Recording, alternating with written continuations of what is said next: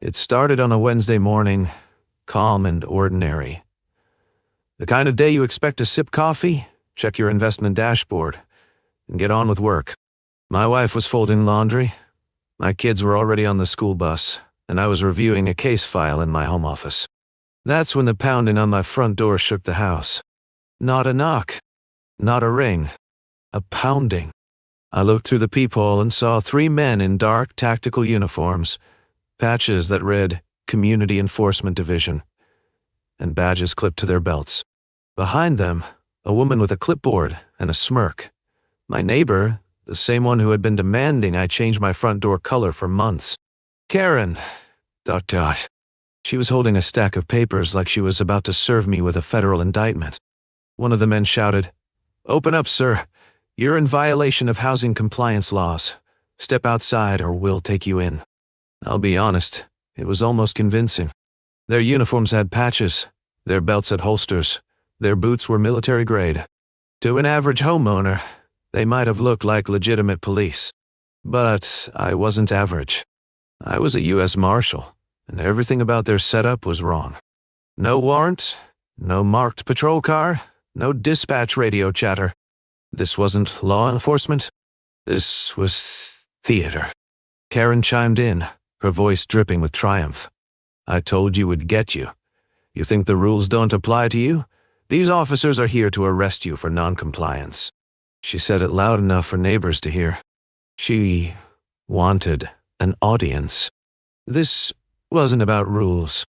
It was about humiliation. But while she thought she was orchestrating my downfall, I was already scanning their uniforms, memorizing their faces, and cataloging every mistake. One of them was carrying a cheap nylon duty belt you could buy online for $39. The badges were shiny, but the engraving was crooked. And the paperwork Karen was holding? No court stamp. Just a fake header and clip art. I kept my face calm. They didn't know I knew. Instead of panicking, I opened the door halfway and leaned against the frame. "Gentlemen," I said evenly, "do you have a warrant signed by a judge?" The lead man hesitated. He pulled out a folder, flipped it open, and showed me a sheet of paper with bold letters. Notice of arrest for property violations. It was laughable. Wrong font, wrong format, wrong everything. But it was enough to scare someone who didn't know better. That's when I realized the danger. If these guys were running the scam on me, they could be running it on others. Elderly homeowners. Single moms. People without legal training. And the financial fallout? Devastating. Fake lines, fake fines, fake arrests, all a setup to steal homes and equity. I decided to play along, just long enough to gather evidence. "Interesting," I said, pretending to read the bogus warrant. "And what exactly is the fine associated with this so-called violation?" The clipboard Karen was holding gave me the answer. $7,500 due immediately or property seizure proceedings would begin. My blood boiled. This wasn't just a power trip. This was financial extortion dressed up as law enforcement. They weren't just entitled. They were predators. And they thought I was prey. But I had something they didn't know. A badge in my wallet, a firearm on my hip, and federal authority on my side. The game had just started. I let them stew in their fake authority for another moment, then asked calmly, "So, who signed this warrant?" The lead man muttered, "The compliance court judge." That told me everything I needed. There's no such thing as a compliance court. This was fraud, plain and simple. And Karen's smug expression gave her away. She wasn't just complicit. She was orchestrating it. The clipboard had her handwriting all over it. She had tried sending threatening letters before, fake fines printed on letterhead. Now she was escalating into impersonating law enforcement. What she didn't realize was that impersonating a federal officer is a felony with a 10-year sentence attached. I excused myself politely, saying, "Give me 1 minute. I'll grab my wallet and checkbook." The men relaxed slightly, thinking they had me. I stepped into my office, turned on a small recording device hidden in a desk drawer, and strapped my badge to my belt under my shirt. I also tapped into my home's security system. Every camera was rolling, audio and video. Evidence was being collected in real time. These guys thought they were intimidating me. In reality, they had just walked into a sting operation, one that was going to cost them more than they imagined. Not just their freedom, but financially too. When I returned, I held a legal pad instead of a checkbook. "Let's make sure I've got this right," I said. "You're demanding $7,500 today, in cash or certified funds, or you'll seize my home?" The clipboard man nodded. "Perfect. On record. Extortion, documented. And which account should I make the check payable to?" I asked. Karen jumped in. "Community Enforcement Division, escrow account." My heart sank and burned at the same time. Escrow? They'd set up a fake escrow funnel to launder money from scared homeowners. That meant bank accounts, routing numbers, wire transfers. A trail of financial evidence I could use to bring this entire operation down. I started writing on the pad, but instead of a check, I sketched notes. Date, time, names, phrases, threats. Every detail would go into my report. Then I shifted gears. I looked the lead man square in the eye and asked, "Do you know what 18 U.S. Code 912 is?" He blinked. "Well, what?" I smiled. "Impersonating a federal officer. 10 years, no parole." Before he could react, I pulled my badge from my belt, flipped it open, and announced clearly, "U.S. Marshal's Service. You under investigation for impersonation, extortion, and conspiracy to defraud homeowners." The look on Karen's face was priceless, like the floor had been pulled out from under her. The three fake officers froze, eyes wide. One stammered, "This is a misunderstanding." I stepped forward, calm but firm. "No, this is a felony. And thanks to my security system, it's all on video. Your faces, your voices, your demands, and those fake patches on your uniforms. Possession of counterfeit law enforcement insignia is another federal charge. You're in deep." I didn't draw my weapon. I didn't need to. Authority was enough. They were crumbling. Karen tried to recover, shouting, "You can't do this.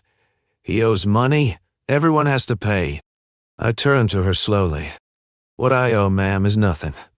But you owe thousands of dollars in fines for orchestrating a financial scam targeting your neighbors. And if you've collected money already, we're talking wire fraud, bank fraud, and racketeering. Do you know what racketeering charges carry? 20 years. She went pale. Her bravado drained in an instant. She clutched the clipboard to her chest like it could protect her. It couldn't. The fake officers shuffled back nervously. One whispered, "We didn't know. She told us it was a community job." That was the slip I needed. They had just implicated her as the mastermind. My plan was working. Dismantle the intimidation, flip the muscle, and expose the financial guts of the operation. But I wasn't done. I told them, "Here's what happens next. You're going to hand me those fake badges and leave the property. I'm not arresting you. Yet. I want to see where this trail leads, but if you make one wrong move, I'll have federal agents at your door before sunset." They hesitated, then surrendered the badges. Cheap aluminum. Worthless in my hands, damning in court. As they left, Karen screamed across the yard, "This isn't over. You'll regret this." I smiled faintly. "No, Karen, you will." I watched them pile into an unmarked black SUV and speed off. My cameras caught the license plate. Another breadcrumb. Another thread to pull. Because this wasn't just about saving myself. This was about protecting every family on my street from being robbed of their savings, their equity, and their homes. And now I had the tools to take them all down. Their bank accounts, their shell companies, their fake escrow systems. I wasn't just going to stop them. I was going to bankrupt them legally. That night after Lisa put the kids to bed, I sat at the kitchen table with my laptop. I logged into the Federal Financial Crimes database, cross-referenced the routing number Karen had given me, and traced it to a small bank in Nevada. Classic.e. Remote, unregulated, often used for laundering. But now, it was flagged. I had a direct line from Karen's clipboard to a bank account designed to siphon homeowners' wealth. And that, in federal terms, was checkmate. The game was moving from my doorstep to the courtroom, and the balance sheet. The next morning, I was at my office before sunrise. Coffee steaming, badge clipped, case file open. The night before, I'd traced Karen's so-called escrow account to a regional bank in Nevada. But I wasn't just chasing numbers, I was building a case. Financial crimes are like puzzles. If you can follow the money, you can follow the intent. I ran subpoenas through the proper channels, requesting wire records, account holders, and transaction histories. By 9:15 a.m., the first batch of documents hit my desk. The account in question wasn't just a slush fund. It was a funnel. Over $243,000 had been deposited in 14 months. Small, steady payments between $2,000 and $7,500, always labeled community enforcement fees. Classic laundering. Homeowners were being bled dry, one fraudulent fine at a time. As I read the statements, patterns jumped out. The money didn't stay in Nevada. Within 48 hours of each deposit, funds were wired to a holding company in Delaware, Greenwell Properties LLC. Delaware, of course. The black hole of corporate anonymity. But Karen had made a mistake. The registered agent for Greenwell matched the phone number listed on one of her fake notices. Sloppy. That was my smoking gun. Karen wasn't just playing HOA dictator. She had created a multi-layered fraud pipeline to funnel money across state lines. And that meant one thing: federal jurisdiction. I walked the evidence down the hall to the Financial Crimes Task Force. Agent Morales, a sharp-eyed investigator with 20 years in white-collar cases, took one look at the documents and whistled. "This isn't small time," she said. "This is structured fraud, interstate laundering, wire fraud, conspiracy. We're looking at Title 18 violations stacked 10 deep." I nodded. "And the ringleader is a woman named Karen on my block. She's not some mastermind. She's sloppy, arrogant, and greedy, which makes her dangerous." Morales leaned back in her chair. "Then let's burn her paper trail. Every wire, every transfer, every shell company." By noon, we had a joint case file open. We subpoenaed the Delaware holding company's records. We mapped out every transfer. We identified no less than 6 other shell companies linked to the scam, each designed to obscure the true recipient. But I'd been around long enough to know people like Karen always get careless. And there it was. A direct deposit of $12,800 into her personal checking account, originating from Greenwell Properties. She hadn't even tried to hide it. She was stealing from her own scheme. That meant embezzlement on top of fraud, a double felony. And it also meant leverage. The kind of leverage that flips co-conspirators and dismantles organizations. That night, Lisa sat across from me at the dinner table, worry etched on her face. "Are we safe?" she asked quietly. "They came to our door. They knew our names." I reached across, squeezing her hand. "We're safer now than we've ever been, because they made a mistake. They tried to intimidate a U.S. Marshal, and now I'm not just protecting us. I'm dismantling everything they've built." I showed her the numbers, the fake escrow, the shell companies, the transfer into Karen's account. Lisa's fear turned to anger. They stole from our neighbors, retirees, families. And she thought she could get away with it. I nodded grimly. Not anymore. The following week, Morales and I conducted interviews with other homeowners. One by one, they admitted they'd paid enforcement fees. A retired couple had drained $6,000 from their savings. A single mom forked over $4,200, believing her home would be seized otherwise. They all described the same tactics: uniformed men, fake badges, threats of lines and arrests. Fear was the weapon. Finances were the target. And Karen was the hand pulling the trigger. With sworn affidavits, receipts, and bank statements, the case grew from fraud to full-blown racketeering. We weren't just investigating a scam. We were dismantling a criminal enterprise. When I pulled the license plate from the black SUV that carried the fake officers, it linked back to a rental account, billed to Summit Enforcement Solutions, yet another shell entity. We traced payments from the Nevada account directly into this company's books. In other words, Karen wasn't improvising. She had built an entire infrastructure for intimidation. Contracts, vehicles, uniforms, payroll. It was sophisticated enough to scare homeowners into silence. But now it was sophisticated enough to qualify as organized crime under RICO statutes. And that gave us even more teeth. Morales scheduled a strategy meeting with the U.S. Attorney's Office. I presented the timeline: intimidation at my door, the fake warrant, the fraudulent escrow, the interstate transfers. The prosecutor, a stone-faced veteran named Alvarez, tapped his pen and finally said, "We are filing wire fraud, bank fraud, extortion, conspiracy, impersonation of federal officers. We'll also pursue RICO to seize assets, houses, cars, accounts. You just handed me a career case." I didn't smile. I didn't celebrate. Because I knew Karen wasn't going to fold easily. People like her fight dirty when cornered. And the corner was closing fast. 2 days later, I got my proof. A black sedan idled outside my house for 3 hours. Different from the SUV, but the same playbook. Surveillance, intimidation. I didn't flinch. I installed 2 more cameras, logged the plate, and ran it.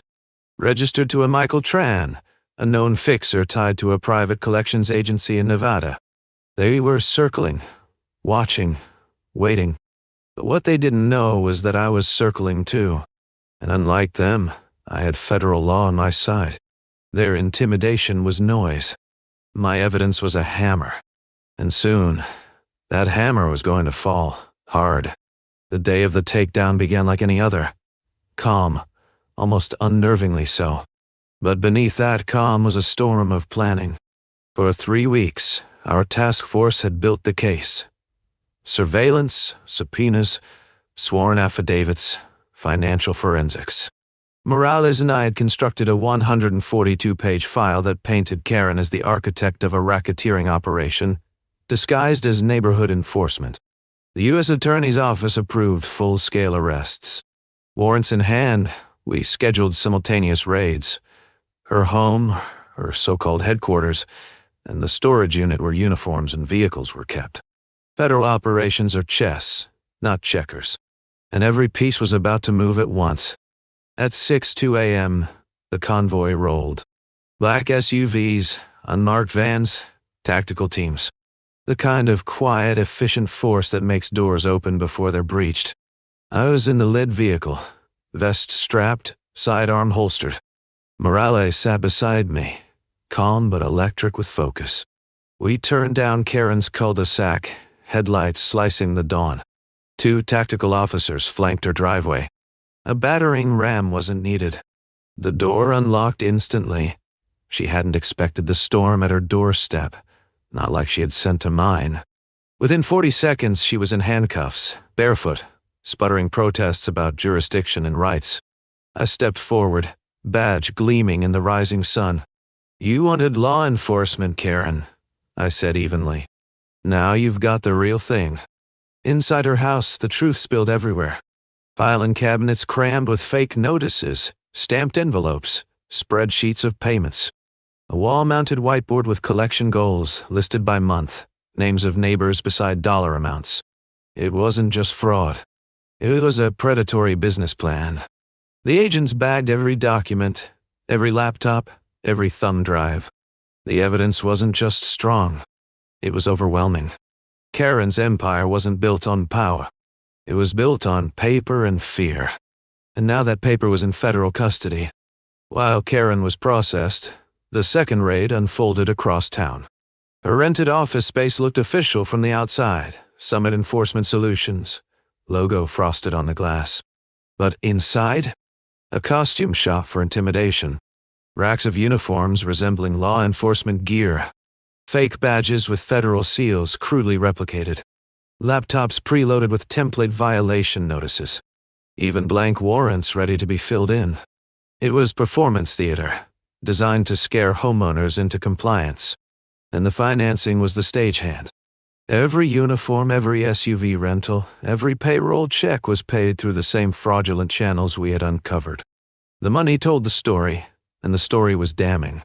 By mid-morning, the third raid sealed the coffin.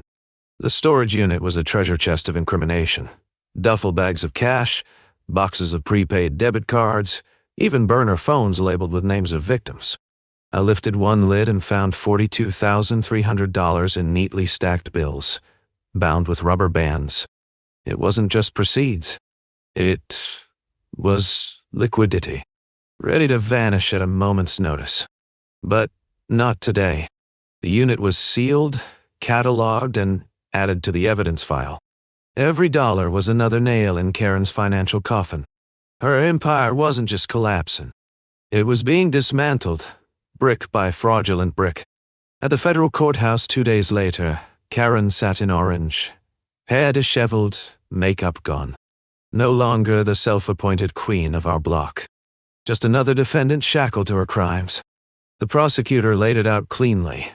Wire fraud, bank fraud, conspiracy, extortion, impersonation of federal officers. Then came the bombshell. RICO charges. That meant not only prison time, but asset forfeiture. Her home, her vehicles, her bank accounts, even the shell companies themselves were subject to seizure. Her jaw dropped as Alvarez, the prosecutor, explained, "You built this scheme on stolen money.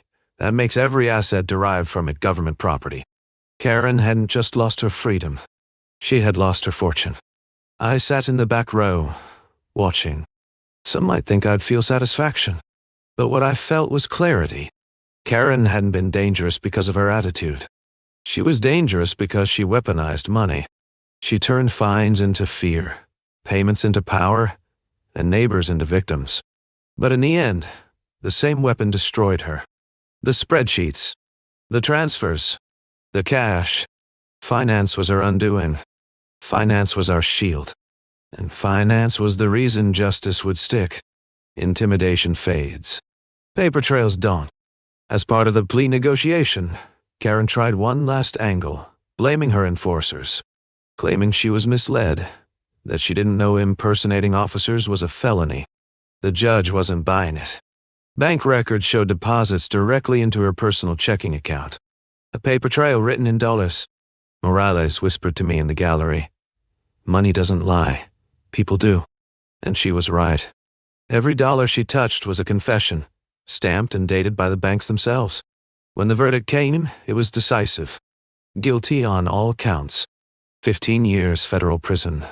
Asset forfeiture exceeding $1.60 million. Restitution ordered to every homeowner who had paid her false fines. I watched as my neighbors wept, not from fear this time, but from relief. They weren't victims anymore. They were survivors, compensated, vindicated. Karen had tried to run her neighborhood like a kingdom.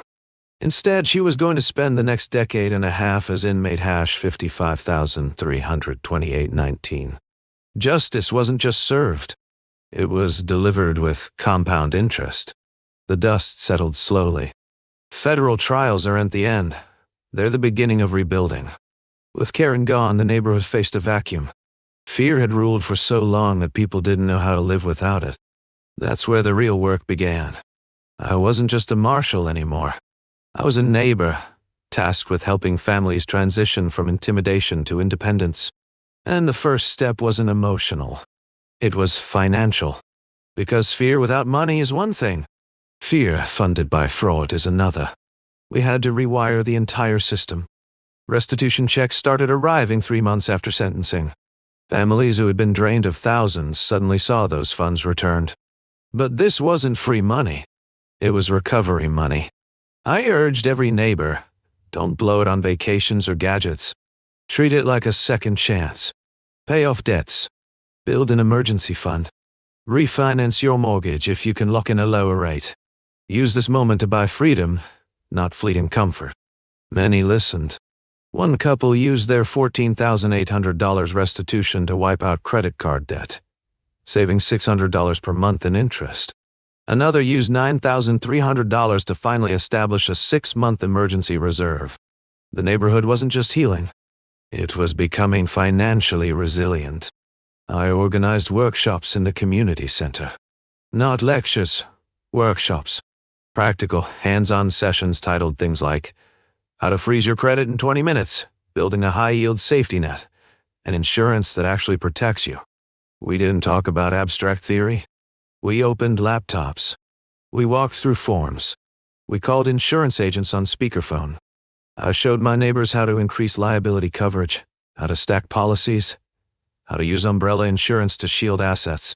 One man discovered his existing policy covered legal defense up to $100,000, coverage he hadn't even realized he had. Information wasn't just power. It was protection. The most powerful moment came when we created a community reserve fund. Instead of relying on outside enforcement or bureaucrats, we pooled resources into a cooperative account. Each household contributed $50 per month into a high-yield savings vehicle. With 62 homes, that meant $3,100 monthly. At 4.8% AP, compounded, the account grew to $42,000 within the first year. This wasn't just numbers on a spreadsheet. It was leverage. If a family faced an emergency, job loss, medical bill, or another predatory threat, they could apply for assistance. No intimidation. No fear. Just neighbors helping neighbors. And the best part? The fund was transparent, audited, and online for everyone to see. The opposite of Karen's shadow economy. For me personally, the case had unexpected dividends.